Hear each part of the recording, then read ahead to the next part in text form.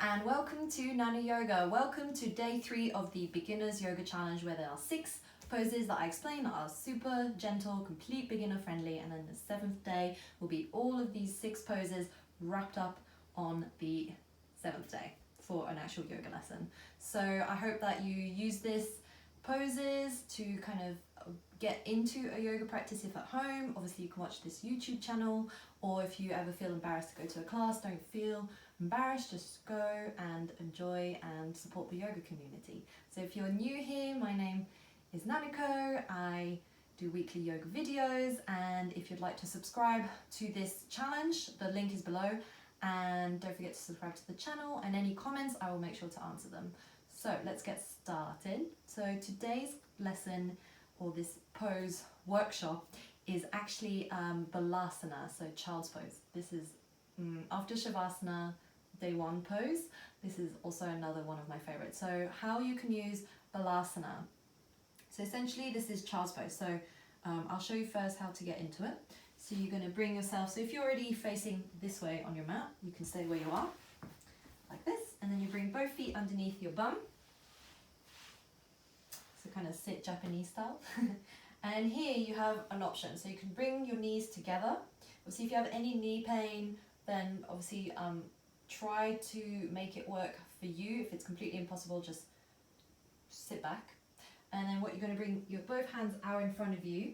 You're going to exhale, you're going to bring the chest down, and here you can always bring the forehead down. But if you're still flying up, don't worry about it. What you want to do is kind of press the arms so that you can really feel like the length of the spine, and it's really nice to stretch out the lower back, the spine, the arms. And then another way you can do this, so inhale, coming back up, is that you can bring both knees out. So again, any knee pain, just see how your body moves and if it's okay or not, and back away if it's really painful. You're going to bring both hands out in front of you. You're going to exhale, and then you're going to bring the chest down, head down, pressing the palms ever so slightly.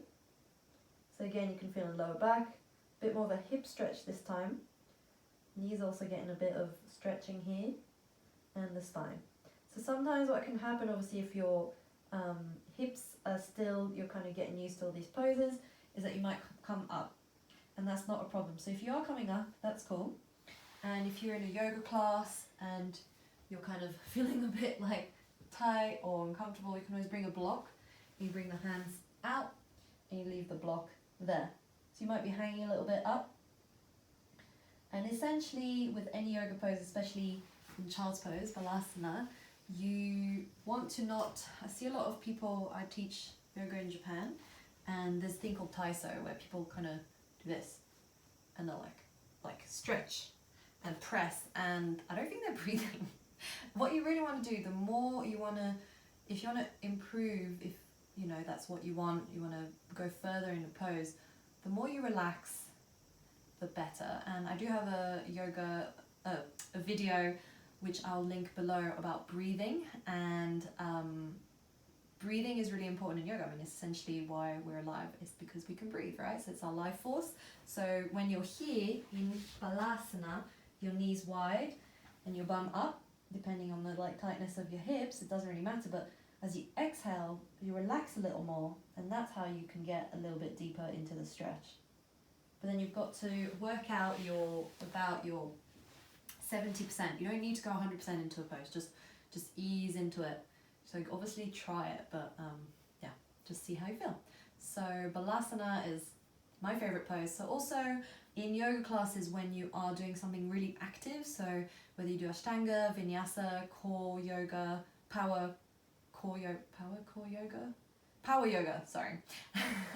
You will have to do a lot of upper body strength, and it's moving fast. And if you're a complete beginner but you prefer to work out, what can happen is that if you work out a lot, if you're a runner, you're a cyclist, you're very active, you might find that your body's actually quite tight, which is not a problem because you need the strength, right, to be able to do all those sports. But having flexibility can help you with your joints and help also with injuries. So you know, warming up or cooling down before and after an activity, always. And what you can do is always do Balasana. So sometimes you'll be in a child's pose, and from child's pose you bring your knees down, you get into Balasana. So that's one of the best ones. Or you just, it's too much, and then you just want to make sure that you sit up for a little bit. If you're really hot, if you're in hot yoga, for example, and you're really bothered, you just stay where you are. But if you are not in hot yoga class and you're able to take your time, you can exhale and just stay in child's pose. And don't worry about it. Your teacher might come over and ask you, are you okay? Do you need any help?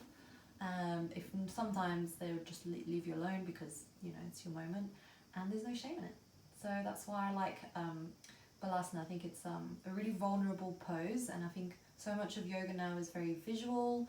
It's very ego-driven with certain poses. I'm guilty of that too, but really to the essence, it's more being able to go within and trust yourself, build self-awareness, and to know more about yourself. And I think that Shavasana is great, but Balasana is just that sort of cocooning aspect of it is so good. So if you're ever stressed or tired, try this pose. So the benefits of Balasana, let me tell them to you. So the benefits are that it can help to release tension in the chest, the back and the shoulders because of the sort of this pose that you're doing, depending on your back pain. So I know that like everybody's different, so be aware of that. So also, like I mentioned, in a yoga class, during a workout or during the day, if you feel really faint or dizzy, this can be a really nice way to like ground and come back and just to relax in this pose for a little while to then regain your balance again and when you feel less dizzy. And Balasana is also great because of the way it's so, you're sort of cocooned down. It's really good for stress and anxiety. So if you obviously suffer from that, make sure to do this pose more often. And also the way that you are kind of putting your body out and your feet underneath, like so, it kind of massages the internal organs in the body and keeps them active and supple. And obviously because of the way the pose works, it also helps to lengthen the spine and the torso. It helps to relieve lower back pain and pain in your neck, not neck in your neck. And also the benefits are also that it can help to stretch the hips, the ankles and your thighs. So I hope that this helped you, and I hope that you will try this in a yoga class or remember it when you do it in the YouTube lesson.